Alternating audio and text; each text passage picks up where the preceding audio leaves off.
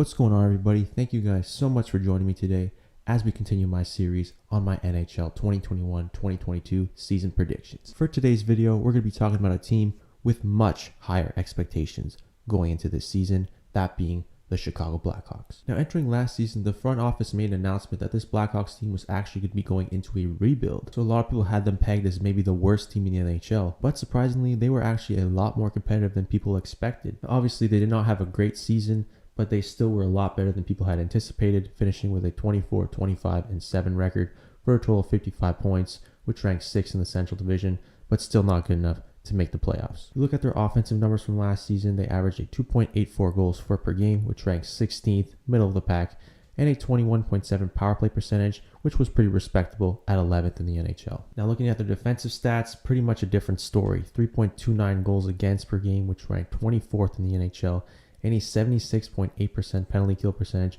which ranked 28th. This is a Blackhawks team that was very atrocious defensively last year, and if you were a goaltender on this team, you were let out to dry more often than not. Looking at their top 5 scorers from last season, their leading scorer being Patrick Kane, no surprise there, 15 goals, 51 assists for 66 points. Honestly, a 15-goal season is a little bit lower than what I have anticipated for Kane, but ultimately, he's primarily known for his playmaking, and he's a very elite player overall, still one of the best wingers in the NHL. No question about that. Then second, we have Alex Dubrinke, who scored 32 goals and 24 assists for 56 points in 52 games. He had a massive bounce back year from last season, which was considered a little bit more disappointing. And we all know he's one of the best young goal scorers in this game. And him playing on a top line with Patrick Kane, that's going to be a problem in the coming years. Third, we had Dominique Kubaleek, who had 17 goals and 21 assists for 38 points. Kubaleek had a really good rookie season, and here being a sophomore season, he was on a similar pace. Just a very solid young winger on this young Hawks team, and he definitely has a bright future. And in fourth, we have Suter, who scored 14 goals and 13 assists for 27 points. Entering the season, there were a ton of question marks about how the Blackhawks would fare down the middle, with Jonathan Toews being out the whole year, as well as Kirby Dach, who missed the majority of the season. And a young guy like Suter kind of stepped up a little bit in a top 6 role, and he provided some decent offense. Then in fifth, we had Brandon Hagel, who scored 9 goals and 15 assists for 24 points. That kind of goes to show the lack of offensive depth that this Hawks team has for Hagel to be in the top 5 in scoring, because he's more of a depth piece to me. He's not really a legitimate top 6 option whatsoever. And then we have Kevin Lankin, who was the starter in goal this past season with 37 games. He had a 17, 14, and 5 record with a 3.01 goals against average and a 909 save percentage. Goaltending was a massive question mark going into this season and was part of the reason why the Blackhawks were projected to be one of the worst teams, if not the worst team in the NHL last season. However, Kevin Lankin, this young rookie, took over as the starting netminder in Chicago, and he played pretty well, all things considered. If you were to take a look at his numbers, you wouldn't say they were anything special, but at the same time, he was let out to dry most nights, playing in front of an atrocious defense and a 909 save percentage on a defensive team that allowed the most shots per game. He really tried to keep this team in the games. Seeing that last season there was really no expectations, they kind of surprised people and were a little bit more competitive. But now entering this season, they're looking to take another step forward. So this year's Blackhawks team is definitely going to be much better than last season. They made a ton of key additions, and there's definitely aspirations for this team to potentially make the playoffs. Look at the offseason moves they made. Yes, they did lose a really big piece in Duncan Keith, who was part of those Stanley Cup championship teams. But of course, he was a much older defenseman, not what he used to be, so they shipped him off to Edmonton. They also lost Nikita Zadorov, who was just another depth defenseman. They lost Suter, who was a young guy who ended up taking a deal to Detroit. And also, they traded away Adam Boqvist, who was a young up-and-coming defenseman for this team. But what they got in return is convincing me that maybe they want to win now. They acquired Seth Jones from the Columbus Blue Jackets, who, as we all know, is a very solid top-pair defenseman. He is coming off a rough year, likewise everyone else in Columbus. But now him going to the Chicago Blackhawks with the rejuvenated young Hawks team, he probably should bounce back, and he's going to be playing a ton of minutes. They also added Jake McCabe, who's a solid depth defenseman, and they also added Tyler Johnson, who should improve their depth scoring down the middle, or they can decide to play him on the wing as well. And the key addition they made, the reigning Vezina Trophy winner, Marc-Andre Fleury, acquired from the Vegas Golden Knights. Don't get this trade from Vegas' perspective still, but from Chicago's perspective, a massive W. This is definitely a team that got better. They addressed their needs. Their defense is better. I think they improved their depth a little bit with adding Tyler Johnson and, of course, adding Marc-Andre Fleury to really solidify their goaltending tandem with Kevin Lankin, now a young backup. Pretty solid moves. Looking at who I have as the top 5 scorers for this Hawks team.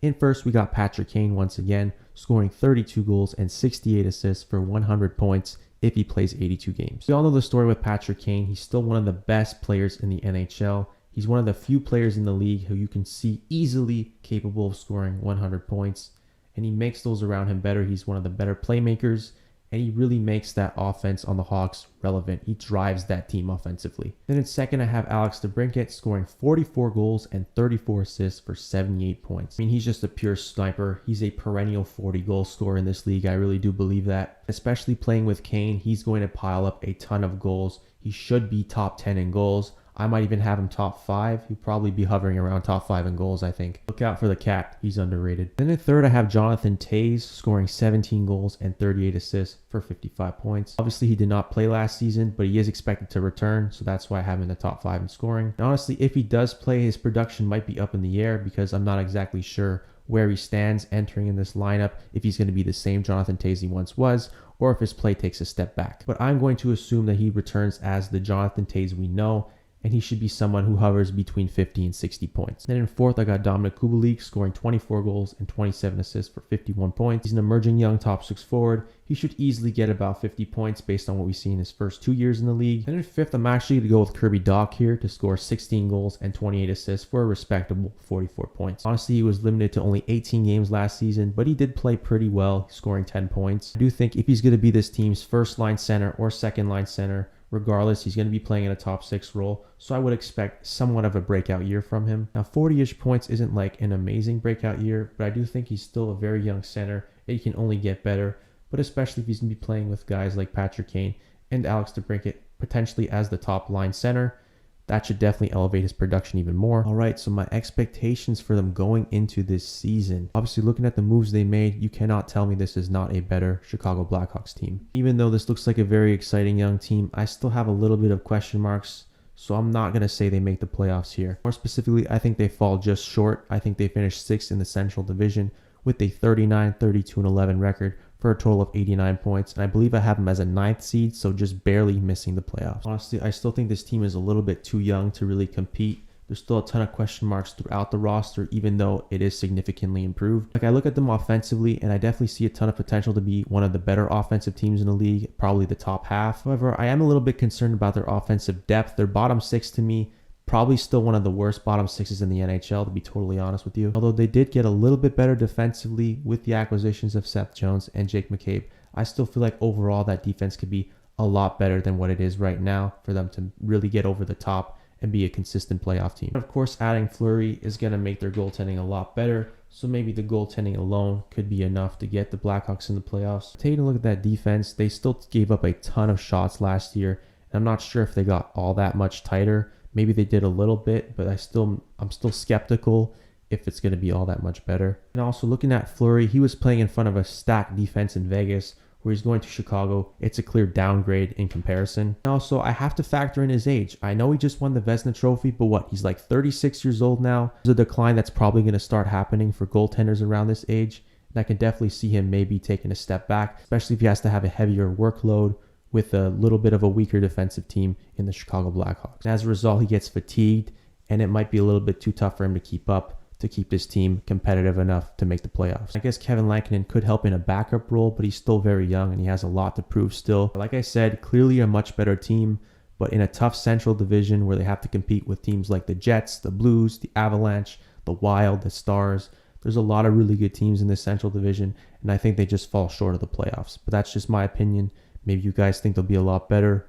We'll see what happens. But that's going to do it with my season expectations on the Chicago Blackhawks. Do you think that I'm overrating this team, and as a result, the offseason they had might be considered a little bit overhyped by some? Do you guys think I'm underrating this team, and you could legitimately see this team as a top 3 team in the Central Division, let alone a wildcard team? Again, let me know what you guys think. Thank you guys so much for watching this video. Click like if you liked it. Please consider subscribing to the channel. We're going to continue to do this for every single NHL team, so stay tuned. Thank you guys again for watching, and I'll see you in the next video.